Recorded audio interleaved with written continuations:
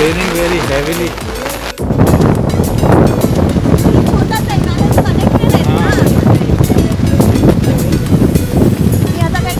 हम लोग पहुँचे देवगढ़ बीच और यहाँ पे आते ही बारिश इतनी ज़बरदस्त चालू हो गई और अभी की रेलियन लग रहा है।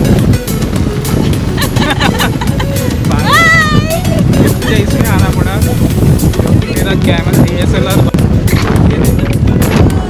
मैडम तो पूछते हैं कि मैं भी साथ seriously forgot, I am sorry, I am extremely sorry. लेकिन आप अगर ये व्यू देखेंगे ना, I must say you will loss your mind.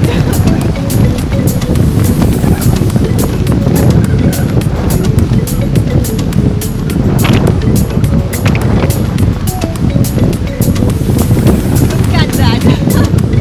we show you where we are right now.